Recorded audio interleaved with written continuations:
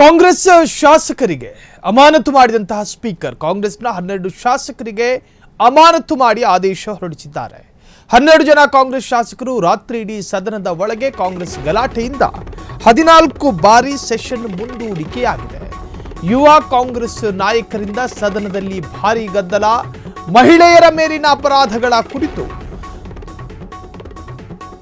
ಸಮಿತಿ ರಚಿಸುವಂತೆ ಒತ್ತಾಯ. ಶಾಸಕರ ಮಾತಿಗೆ ಬೆಲೆ ಕೊಡದಿದ್ದಾಗ ಗಲಾಟೆಗೆ ಮುಂದು ಎಸೆದು ಕಾಂಗ್ರೆಸ್ ಗಲಾಟೆಯಿಂದ 14 ಬಾರಿ ಸೆಷನ್ ಅನ್ನು ಮುಂದೂಡಿಕೆ ಮಾಡಲಾಗಿದೆ. ಇತ್ತೀಚೆಗಷ್ಟೇ ಕರ್ನಾಟಕದ ಸದನದಲ್ಲಿ ಸ್ಪೀಕರ್ ಮೇಲೆ ಪೇಪರ್ ಅನ್ನ ಹರಿದು ಬಿಸಾಕುವ ಮುಖಾಂತರವಾಗಿ ಸಭಾಪತಿ ಪೀಠಕ್ಕೆ ಅವಮಾನ ಅಂತ ಹೇಳಿ 18 ಬಿಜೆಪಿ ಶಾಸಕರನ್ನ ಸಸ್ಪೆಂಡ್ ಮಾಡಲಾಗಿತ್ತು.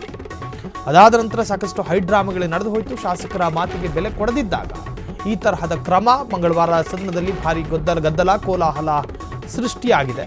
ಕಾಂಗ್ರೆಸ್ ಶಾಸಕರು ಶಿಳ್ಳೆ ಊದಿ ಗಲಾಟೆ ಮಾಡಿ ಗದ್ದಲವನ್ನು ಎಬ್ಬಿಸಿದ್ದಾರೆ ಅಂತ ಹೇಳಿ ಸದನದಿಂದ 12 ಕಾಂಗ್ರೆಸ್ ಶಾಸಕರನ್ನ 7 ದಿನಗಳ ಕಾಲ ಅಮಾನತು ಮಾಡಲಾಗಿದೆ.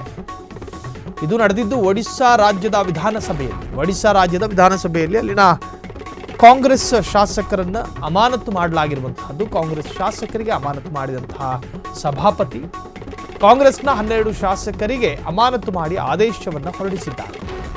ಇದು ನಡೆದಿರುವಂತಹದ್ದು ಒಡಿಶಾ ರಾಜ್ಯದ ವಿಧಾನಸಭೆಯಲ್ಲಿ. ಅಲ್ಲಿ ಒಂದು ಪ್ರತಿಭಟನೆಗೆ ಕಾಂಗ್ರೆಸ್ ಶಾಸಕರು ಮುಂದಾಳತ್ವವನ್ನು ವಹಿಸಿದ್ರ ಜೊತೆಗೆ ವಿಧಾನಸೌಧವನ್ನು ಮುತ್ತಿಗೆ ಹಾಕೋದಕ್ಕೆ ಹೊರಟಿದ್ರು ಅಲ್ಲಿನ ಶಾಸಕರು. ಕಾಂಗ್ರೆಸ್ ಸರ್ಕಾರದ ಶಾಸಕರು ವಿಧಾನಸಭೆಗೆ ಮುತ್ತಿಗೆ ಹಾಕೋದಕ್ಕೆ ಹೊರಟಂತಹ ಸಂದರ್ಭದಲ್ಲಿ ತಕ್ಷಣ ಮಾತ್ರದಲ್ಲಿ ಸ್ಪೀಕರ್ 12 ಶಾಸಕರನ್ನು ಅಮಾನತು ಮಾಡೋದ್ರ ಮುಖಾಂತರವಾಗಿ ಸದನದಿಂದ 7 ದಿನಗಳ ಕಾಲ ಹೊರಗಿಟ್ಟಿದ್ದಾರೆ. ಅದಾದ ನಂತರ ಅಲ್ಲಿ ಆಕ್ರೋಶಗಳು ಭುಗಿಲೆದ್ದಿದೆ. ಈಗ ಒಡಿಶಾದಲ್ಲಿ ಬಿಜೆಪಿ ಆಡಳಿತಾರೂಢ ಪಕ್ಷ ಇರುವಂತಹದ್ದು. ಸೊ ಅಲ್ಲಿ ಕಾಂಗ್ರೆಸ್ ಶಾಸಕರನ್ನು ಅಮಾನತು ಮಾಡಿದ್ದು ನಿಜಕ್ಕೂ ಕೂಡ ಗಂಭೀರ ಸ್ವರೂಪವನ್ನು ಪಡೆದುಕೊಂಡಿದೆ. ಈಗ ಒಡಿಶಾದಲ್ಲಿ ಬಿಜೆಪಿ ವರ್ಸಸ್ ಕಾಂಗ್ರೆಸ್ ರಣಯುದ್ಧ ನಡೀತಾ ಇದೆ.